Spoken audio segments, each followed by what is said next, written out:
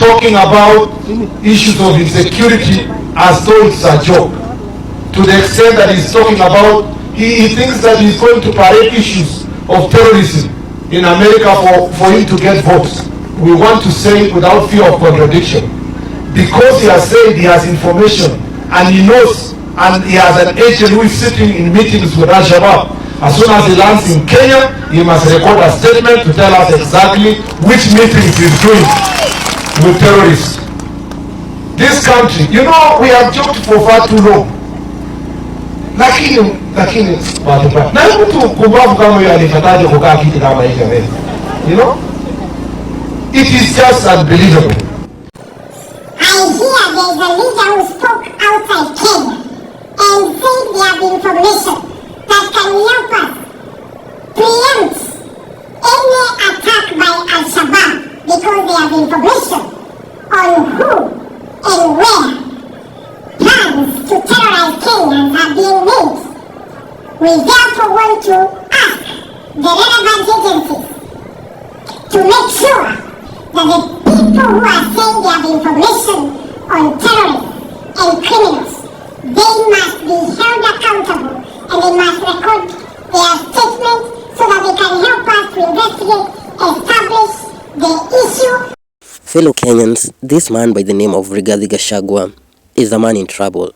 And why do I say he is in trouble? This is because when he went abroad, especially to the United States of America, he made some few remarks which seemed to piss off some very powerful leaders in Kenya.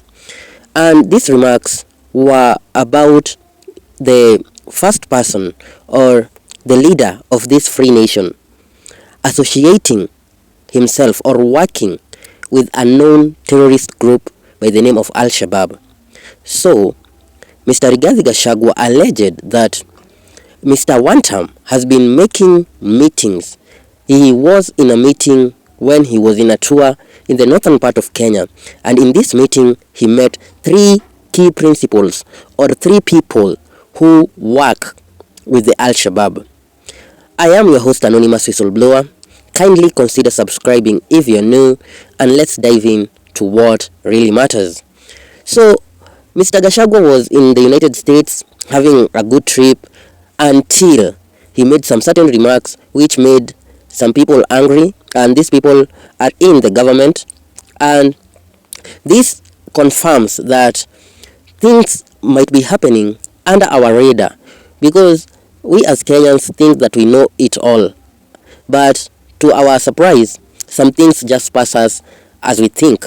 So, Gachagua alleged that, Kiongos or Mr. Wantam has been in contact with these people. We also heard that Mr. Wantam has been in contact with another person by the name of Hemedi.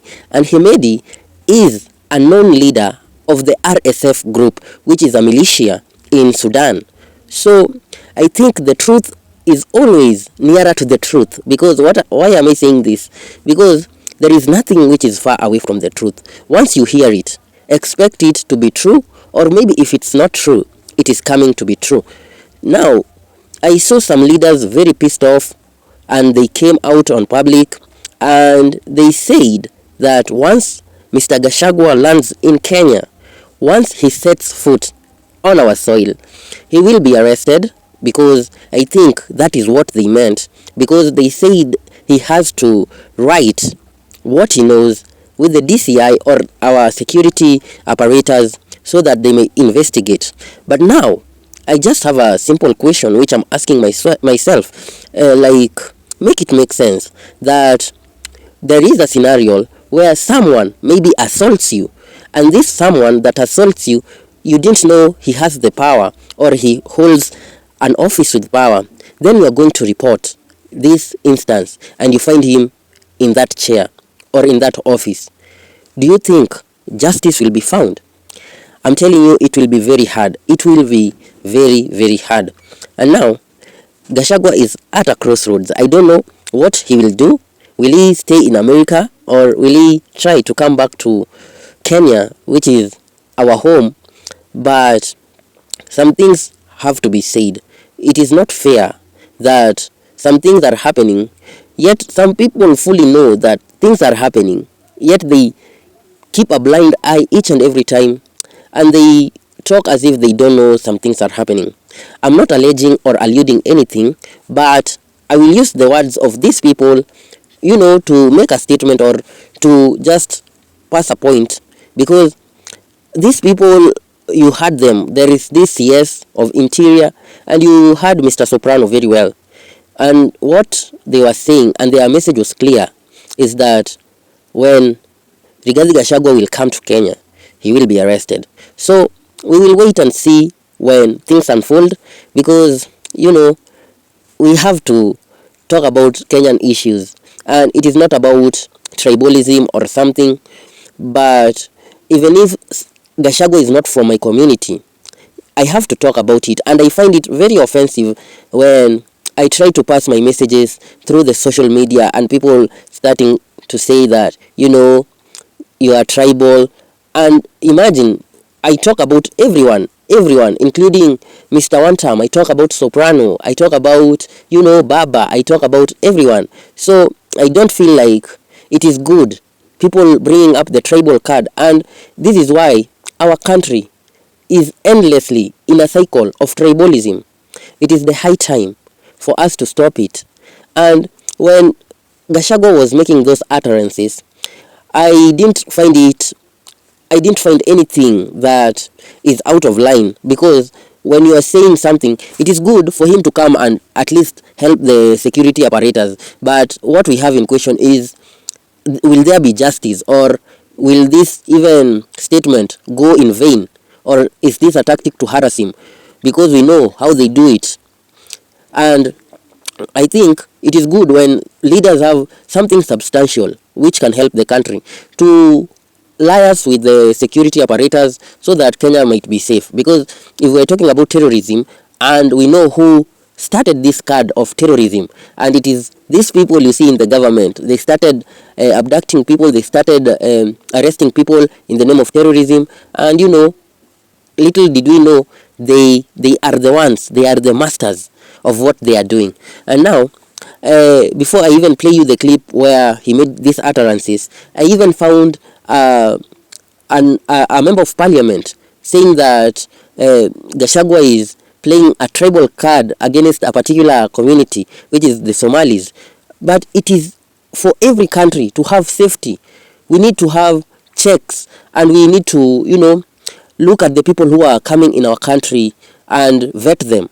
It is not about tribalism, because if someone comes, maybe even a Luo, maybe a Kamba, maybe a Kalenjin or a Kikuyu, who is a terrorist, we know they are there. We have had even someone called Yusuf Njoroge, we have had Mohammed Adhiambo, and terrorism doesn't know about tribes. It is beyond the tribal lines. So when leaders, I see them talking about some things, I really, really wonder. And so these are the utterances which made Rigathi Gachagua be in the situation he is right now. William Ruto, you need to know, the Americans want to know why you are working with Al-Shabaab. Why, when you are in Mandera, you met 3 leaders of the Al-Shabaab militia at night to discuss business with them. They want to know why. They also want to know why you have removed the requirement for vetting. An old man once told me, if you know the truth will hurt you, you better not speak about it. If you know the truth can lead to your own demise, you better not speak about it. And I said to myself, if someone can die because of speaking out the truth, then that is a testament that the truth sets people free. Because there is no other freedom, absolutely, in this world, a freedom than death. Because there is nothing else in this world you can tell me will make someone so free in this life. And so the truthful man has been having serious problems each and every time.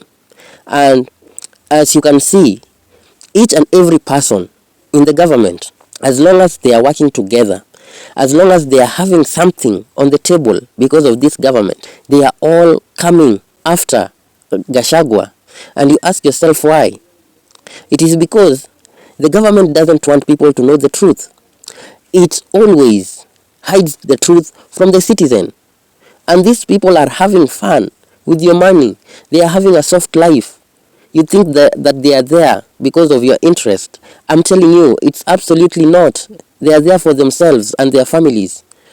I'm not even trying to defend Gachagua, because even if he becomes the president of Kenya, the cycle will still remain if nothing is done for these systems. So when I had a legislator, an MP, talking about we are trying to isolate the Somalis, I was very shocked, because the security of the country is much important, and the truth has to be said, no matter how bitter it is. Just listen to him ranting about this issue. That means that the Kenyan Somali community, according to the former deputy president, are all terrorists, that they don't warrant to be given ID cards. It's unfortunate that this is not the first time the former deputy president has profiled the Kenyan Somali community. Not once, not twice, not thrice. And it's unfortunate that it's coming from him. And two, he also goes ahead and says that while in the US... I'm wondering, if the United States of America is a superpower, a global force, and it doesn't have an open border policy, then who are we? A small country, a second, even not a second world. We are a third world country. Yet we let people fly in our country like it's no man's business. And when people talk about this, others say we are secluding other communities. No, it is for our own security.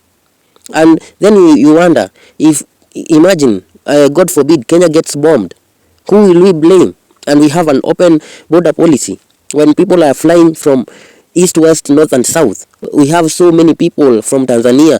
We have, with all due respect, from Burundi, the young men and women who help us in our day-to-day activities. Some of them even sell us coffee. Some of them are our housemaids. And we have people from other countries which are bordering us, for heaven's sake. But we need to be very sincere with this topic. We need to sit down as Kenyans and talk about it. It is not about tribalism. It is not about, ethnical backgrounds or whatever these people are saying. But we need a country which doesn't undermine its citizen because of their utterances. If someone makes allegations, yes, it is good for them to go to the security apparatus and substantiate. But we also need our security apparatus to work for the Kenyan people, not for the few individuals who are in power. Thank you for your time. It has been Anonymous Whistleblower. Please like, share, and most importantly, subscribe to the channel. Till the next one, cheers.